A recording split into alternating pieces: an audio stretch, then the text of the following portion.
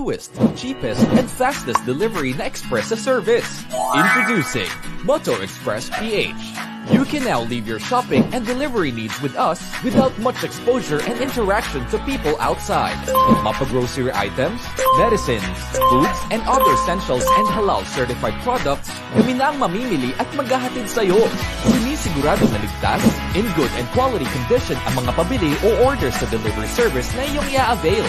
Para sa maayos at mabilis na delivery at order mo, ipamoto mo na. Download Moto Express PH app through Google Play that is built to deliver beyond your expectation.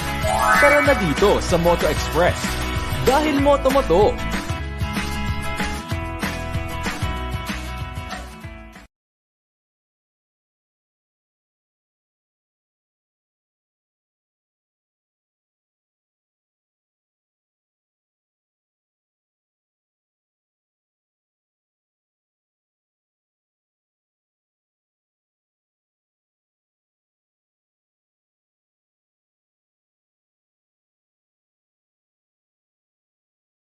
Sa panahong marami sa atin ay biktima ng pandemya. Sa simpleng paraan, paano tayo makakapaghatid ng saya?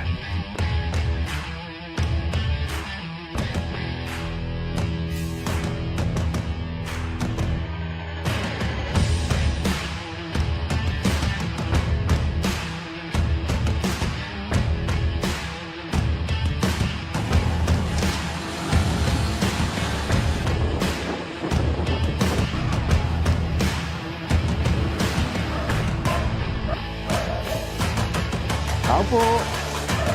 Ano po, meron po akong delivery sa inyo? Magandang ano po. Pinapunta po ako ni Mariel dito.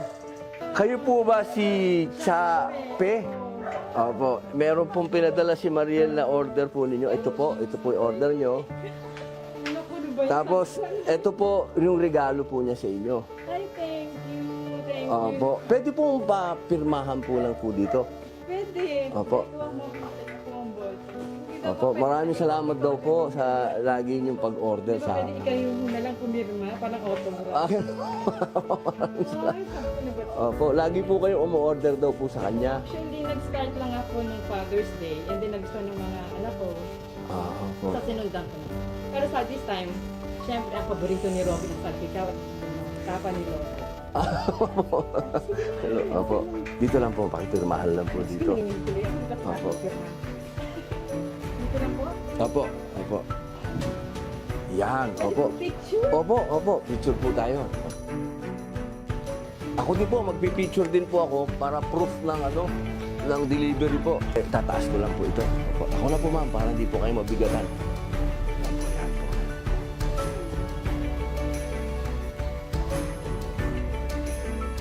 Yan. Maraming salamat po ma'am sa pagtangkilik niyo po kay Mariel. Opo. Lagi ko akong mo-order na ito, basta kuya ang magbibigay. Yes ma'am, opo. Maraming salamat po. Salamat po. Ulitin po ma'am, salamat po. Thank you po. Tawagan ko lang po si Mariel para makausap niyo. Sige po. Hello, babe. Ito na, na-deliver ko na kay Ma'am Cha. Ito na si Ma'am Cha. Napakagandang surprise. Thank you po. Ay, thank you po. Mauulit po. Thank you po. Thank you Apo. din po. Thank you po sa gift. Thank you po. Okay pa. Yes. Yes, thank you rin po. Opo. Thank you po. Salamat po ma'am, salamat po. Salamat po. Thank you po. Thank you po. Enjoy po, enjoy. Thank you po.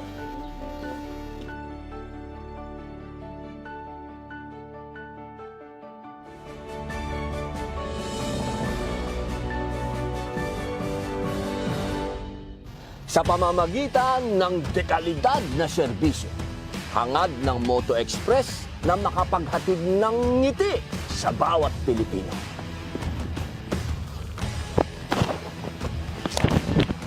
Tara na!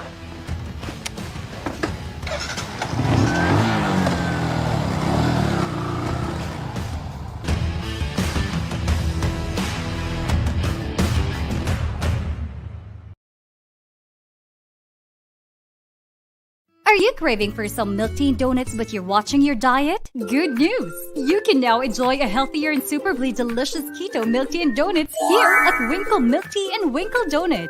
Has fewer calories, so it's good for the health and diet conscious and controlling weight. Why choose Winkle Milk Tea and Winkle Donut? The first halal certified milk Winkle Teas and Winkle Donut in the Philippines. The first healthy keto milk tea franchise in the Philippines. FDA approved. Uniquely infused milk tea flavors with high quality ingredients and premium taste. And if you want a healthy and refreshing franchise opportunity, a competitive healthy blended milk tea and donut franchise awaits you.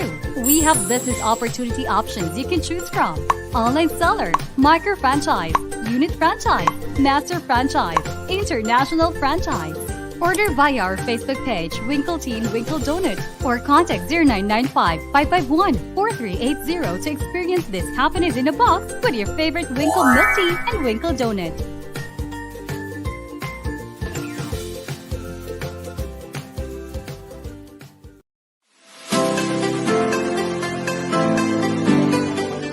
Hello everyone, today I'm going to teach you on how to register in our platform.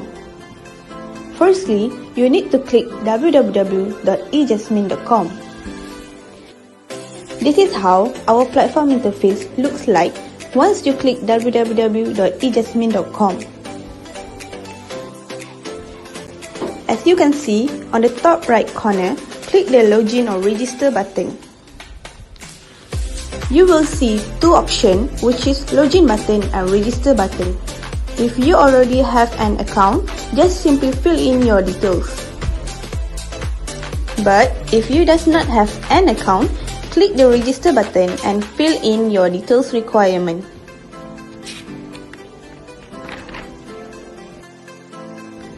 If you are interested for becoming a vendor, you can click become a vendor button below. For vendor registration, you need to complete the details requirement. If you have halal certificate, you need to upload it on this section. Last but not least, once you have completed all the detail requirements, just click the register button. Thank you.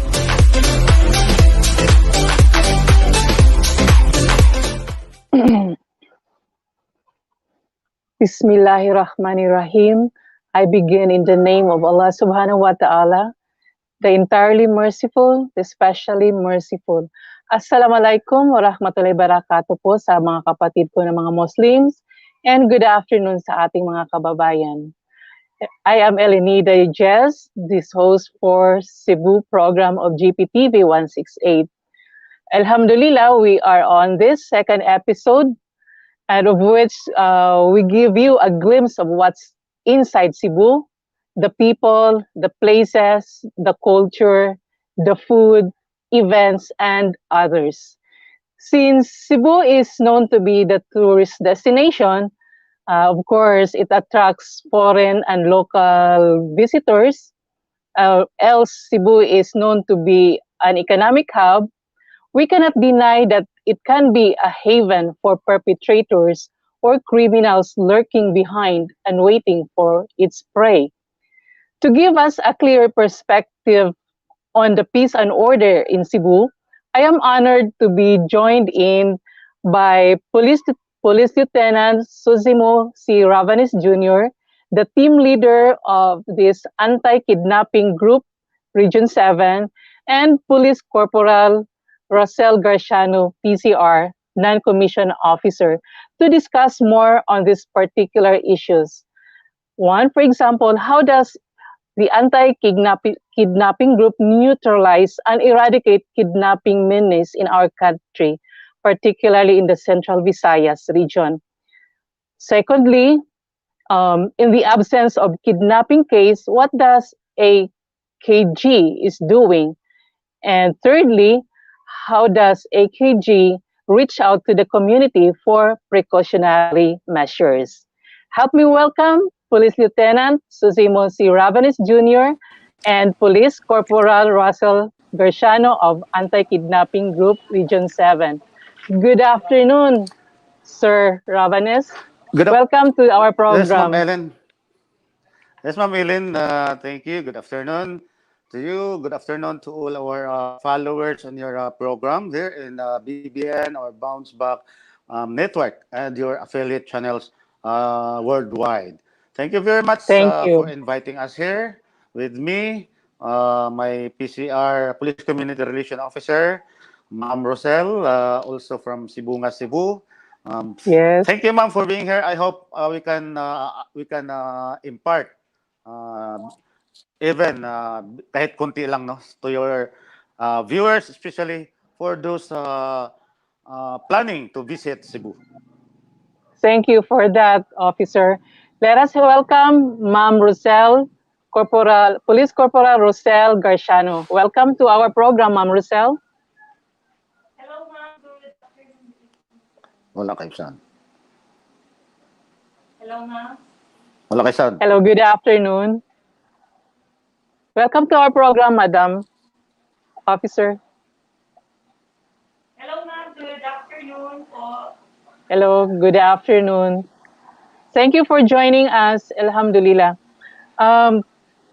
Police Lieutenant Susimo, could you please give us a background on what is this AKG all about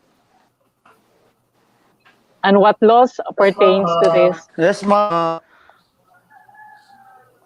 Yes, the Yes, anti-kidnapping the group anti-kidnapping Visayas group is Visayas with handling or handling has the or tasking has the by tasking the by PNP the and our PNP and our Republic Act, no, Republic to Act, combat no, against to those combat against criminals those criminal uh, uh, gumagawa po ng mga kidnapping gumagawa for po ng mga ransom in our kidnapping for country. ransom in our Kidnapping for country. ransom po, Kidnapping yung for ransom po they yung held they held persons against their will, persons against their will and and with exchange, they will release it in they will exchange release it in with exchange something. with Pera something o kaya pera o kaya mga Officer, title ng lupa. title ng lupa excuse basta me, Police Lieutenant Ravanes, there is an echo po on our program.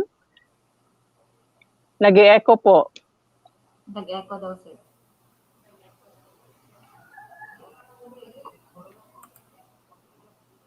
Okay po. okay po. How is that Okay, now? please How is that continue. now? Oh, that's good. Please continue. Okay. Thank you Okay, once again. thank The you once again. anti-kidnapping The The group, same, anti-kidnapping group, kami excuse po yung me, kumukumbat kami o po kaya yung kumukumbat it's o still the kaya same. okay. Nag-echo pa rin po. Might be Nag-echo po, sir. one of the gadget can be turned off.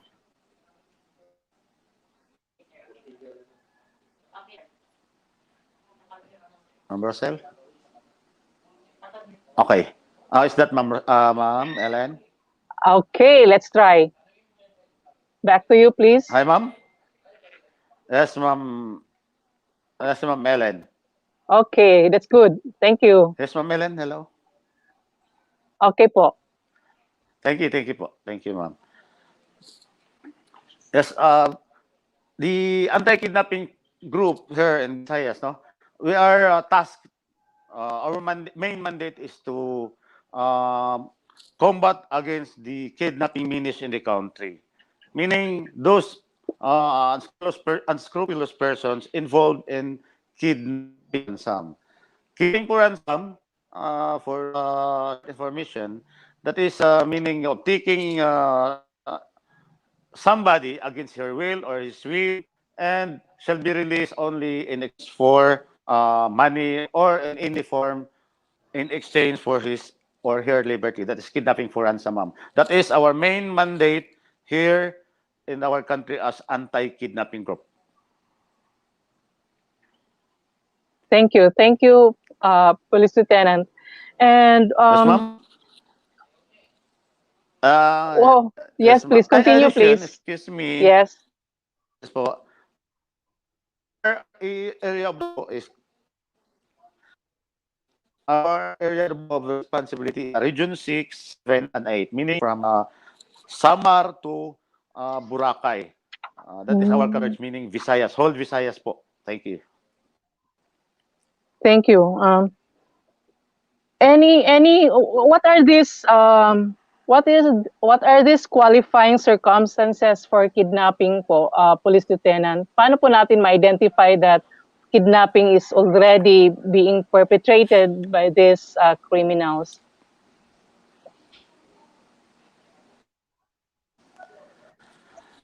Yes po, no? Kasi ang dami pong kaso na hinahawakan, nangyari po dito sa Region 7, nangyari sa Region 6. Meron po tayong napag-file ng kaso ng kidnapping for ransom, which is, in fact, this is very informative para sa ating mga kapatid. May mga kaso po tayo na kidnapping for ransom, pero hindi po sila kidnapping for ransom group. Halimbawa po yung isang tao, isang kaso natin na kinuha lang niya yung inaalagaan niya, alaga niya dahil isa siyang katulong, dahil napapalapit na sa kanya, inuwi niya kasi ayaw ng gusto niyang umuwi sa probinsya. Nangyari po, nagkasakit doon sa probinsya, the parents, humingi siya ng pera. Napumunta na po sa atin yung parents dahil may kidnapping nangyari. Dahil wala pong ano sa kanila, pagpaalam. Kaya may mga elements of crime na kidnap. Kahit wala kang kidnap mo, hindi kang kidnapper natin, niya, dinala niya sa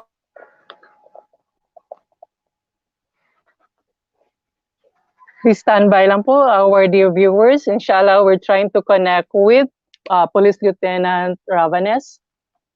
For the meanwhile, would like to have our other guest, Police Corporal Rosel Garciano. Kumusta po kayo, ma'am? Hello, Ma'am ma'am. Rosel. Good afternoon po, ma'am, at sa lahat ng viewers po natin, ma'am. Good afternoon po. Good afternoon po. Musta po yung ating mga yung on these issues po, ano po yung mga kadalasan na mga what you want to share with our viewers po, Police Corporal Russell? Regarding po sa ano, ma'am? What you want our viewers to learn about this AKG activities po? Please stand by, our dear viewers. Inshallah, we'll try to connect with our guest, Police Lieutenant Suzy Morabanes Jr., as well as Police Corporal Rosel Garciano. Alhamdulillah, so the Police Lieutenant mentioned earlier that this, for example, there are cases of which na kahit one is not intending to kidnap someone, for example, a kid that she just brought away from the parents without that intention of having this kidnapping of the child, but of course, there are some elements that would qualify the actions of that person. So we will learn further from them. Inshallah, we'll try to get back to our guests, inshallah. Okay, while waiting for our guests, I would like to share with you, our dear viewers, this Republic Act number 3815 series of 1930, and then this is an act revising the penal code and other penal laws. In this Title 9, Crime Against Personal Liberty and Security, in Chapter 1, Crime Against Liberty, in Section 1, Illegal Detention. This is on Article 267. Serious illegal detention, any private individual who shall kidnap or detain another or in any other manner deprive him on his liberty shall suffer the penalty of reclusion temporal.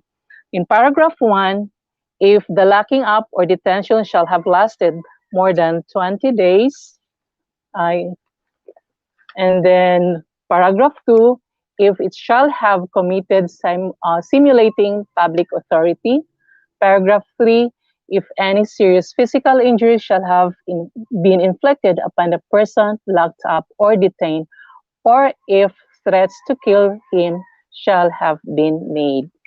Inshallah. So we are still waiting. Please stand by, mga kababayan, mga mahal ko mga kapatid, and we hope to reconnect them to our program, inshallah. We are asking the assistance of Derek Carl to please get them back on stage, inshallah. Thank you, Derek Carl. This sometimes happen, and of course, we'll just wait for our guests to get back, and inshallah, we will have them to shed light to us on what is really the peace and order condition in Cebu. Alhamdulillah, I was just able to get connected with Police Lieutenant Ravanes through a relative of mine of whom we met, and then we discussed some activities of his. And Alhamdulillah, he mentioned about his connection with this Police Lieutenant Susimu Rabanes Jr. Alhamdulillah. Okay, so we are still trying to connect with them, and hopefully they get right back on.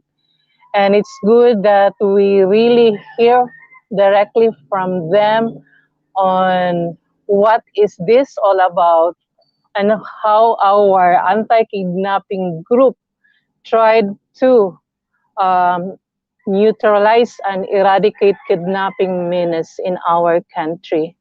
Of course, mga kapatid ko at mga kababayan natin, alhamdulillah, we really want to live in a peaceful community, just like in Cebu. Cebu is a tourist destination, so people, tourists, domestic or foreign tourists, would be really attracted to a place of which there is peace and order, and that of course when they come to our place, that would mean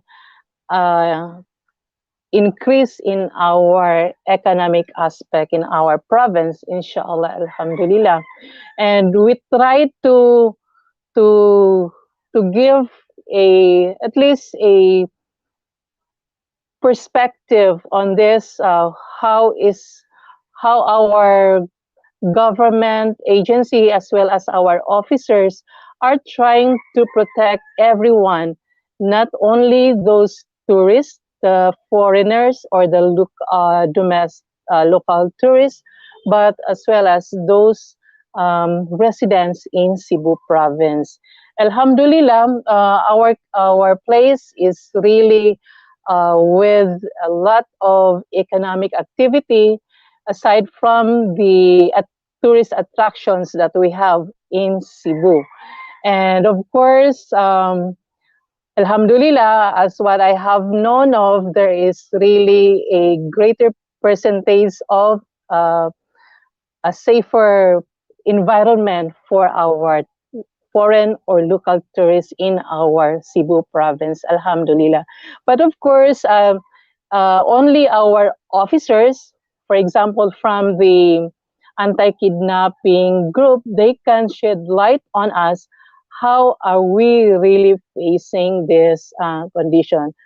Is there really danger among us, or are we really at peace? And for example, if they are not having these issues like this kidnapping cases, what other activities are they trying to perform?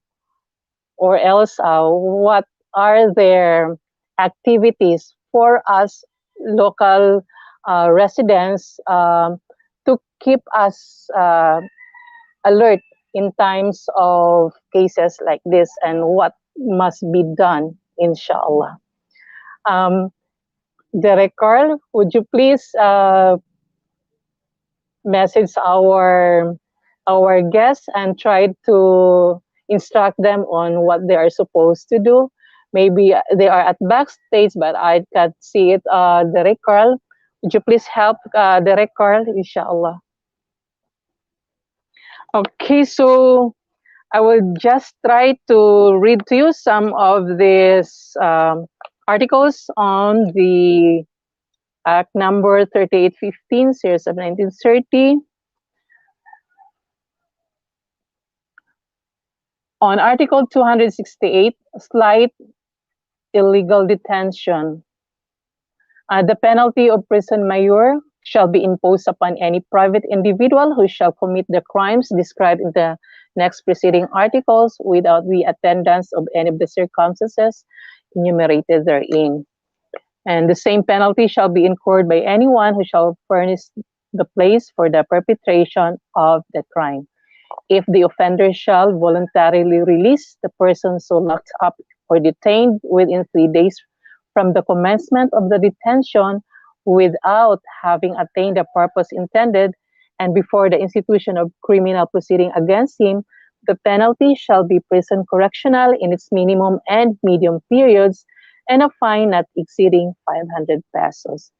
While in Article 269, unlawful arrest, the penalty of arresto mayor and a fine of not exceeding 500 pesos shall be imposed upon any person who, in any case other than those authorized by law or without reasonable ground, therefore shall arrest or detain another for the purpose of delivering him in the proper authorities. Okay, we'll try to call up again the attention of our guests. Might be you are backstage. Please try to message Direct Carl if possible so that you can be put back on our show, inshallah. Really, we need them to, our guests from the anti-kidnapping group, to expound further on these issues because this is really a very important, the knowledge that we get from them is really vital for us to be educated. We don't know, of course, as a common citizen, we have to at least educate ourselves on what are the measures we have to take if in case such incident happen to any one of us. We heard from, for example, on TV news that there are such kind of incidents that are occurring in the entire country. So we don't want to have this kind of scenario threatening our peace and order. So as much as possible, we try to do something in connection to learning about what are the precautionary measures that we have to take. And we have to understand also what are the rules of our men in uniform on this kind of activities. We know so well that they are, of course, our officers, our non-commissioned officers, they are always at the forefront of this kind of situation or incidents, and we don't want to we cannot imagine the kind of risk that they are facing in times of their operation. And we know that always they are in danger, and we would like to know further on as much as possible what they are trying to do to eliminate or to neutralize such activity of these perpetrators that we have been identifying of. Alhamdulillah, we don't have enough time, and I don't know if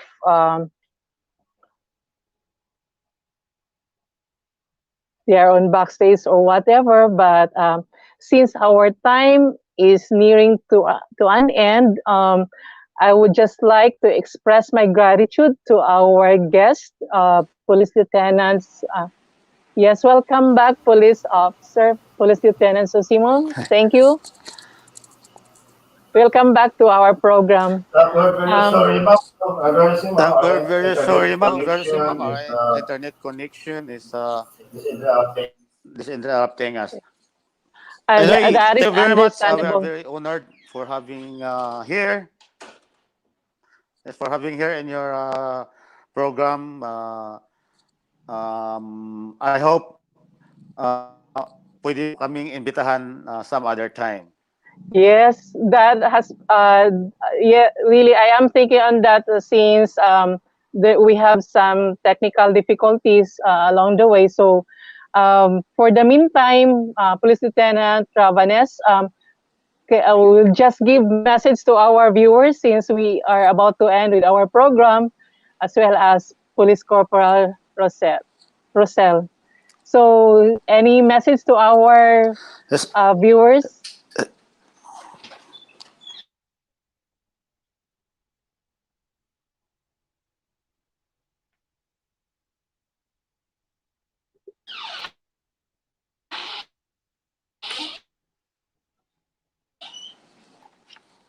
Please stay tuned, our dear viewers. Thank Yes, please, Police Lieutenant Ravanes.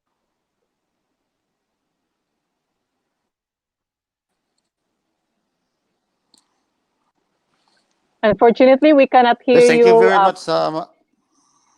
Yes, please. Hello, wala pa rin.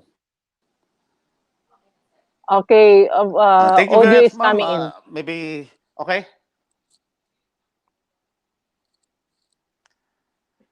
Once again, thank you. And wala, di usod mamulay sounds. That's okay po. Pumapasok po yung audio. Okay, thank you. Once again, thank you very much.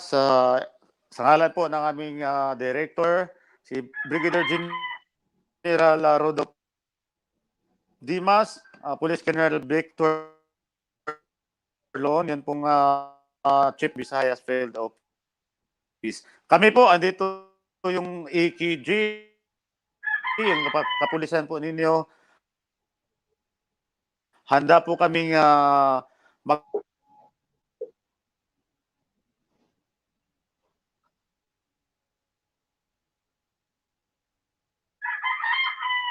Please stay tuned, our dear viewers. Inshallah, we are trying to reconnect with our guest.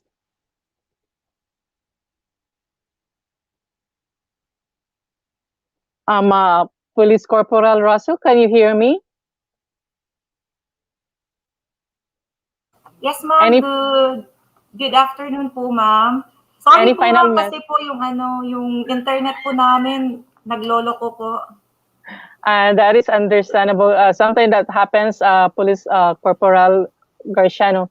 Any final message to our viewers, please? Once again po, ma'am, thank you so much for having us as your guest. And of course po, masasabi ko lang po sa lahat ng viewers po natin na hindi lang po yung mga pulis, hindi lang po sumusugpo ng mga kriminal, kundi po yung mga pulis din po tumutulong din po sa mga taong nangangailangan ng tulong po. Tulad po ng nangyayari sa panahon natin ngayon, sa pandemic, kami po sa PCR po, tumutulong po kami sa ating mga kababayan na mas lalong apektado sa pandemya ngayon. Tumutulong po kami na namimigay ng mga relief goods para po pandagdag po sa mga daily needs nila po. And hello, ma'am? Yes, we can. Please continue. Thank you so much po sa lahat-lahat po, ma'am. Yes, thank you. Yes, Police Lieutenant Ravanes, any final message po? Alhamdulillah, you're back. Yes, ma'am. Thank you. Thank you very much. Yes. Yes, thank you very much, ma'am. And sa lahat po nating mga viewers, ang Cebu po, ang ating Region 7, Visayas ay safe po sa lahat po ng turista. Wala po tayong threat sa anuman pong kidnapping and anti-terrorist attack. So, we are hoping na beside the pandemic, babalik po yung lakas at saya ng tourism po natin. Thank you po sa programa po ninyo, Ma'am Ellen. Nakakatulong po ito ng malaki para po mapaabutin kapulisan na programa natin at mabigyan po natin ng kapaliwanan at information about situation dito po sa ating mahal na Cebu at sa mahal natin na Visayas. Thank you and good evening Alhamdulillah. po. Alhamdulillah. That's a good news yung nabanggit po ninyo, Police Lieutenant Travanez. Alhamdulillah. Salamat sa atin po mga frontliners, sa atin po mga kapulisan, maging sa Region 7 po, kaya sa buong bansa. Kami po ay saludo sa inyo sa mga ginagawa niyo po pagprotekta ng ating mga kababayan. Thank you so much po at lalo na po sa ating mga viewers ngayon, kina Sir Jake at saka kay Sir Ras, kanina po napapansin ko nagko-comment. Good afternoon po sa inyo and thank you for watching our program. And inshallah, Police Lieutenant Travanez and Police Corporal Russell, we will be inviting you to our next episode po next week, inshallah. Hopefully, we can have a better connection at that time, inshallah. And to our viewers, thank you for taking the time to watch our program and for having patience po. And of course, from time to time, may mga ganito po mga technical difficulties and please, we ask for your patience. And again, we are really grateful for you having spending your time with us. And I would like to give thanks to our GPTV 168 President Ismail Abaya. Assalamualaikum warahmatullahi wabarakatuh po, Press. Thank you so much for this opportunity, especially for giving us this program for Cebu province to be known to our countrymen and internationally. Hoping that we will be having more personal or people like our guest this afternoon to give us a better perspective or image of our province, Cebu. And I would like to thank also the Bounce Back Network and also the affiliate channels. And thank you also to Derek Carl for your assistance. And to everyone, especially to our guests, I'm so happy having you as our guest this afternoon. And hopefully in our next episode by next week for this Cebu GPTV 168 program, you will with us to shed light on your activities on this anti-kidnapping group. And once again, this is your host, Elenida Diez from Cebu, saying thank you for being with us. Assalamualaikum warahmatullahi wabarakatuh.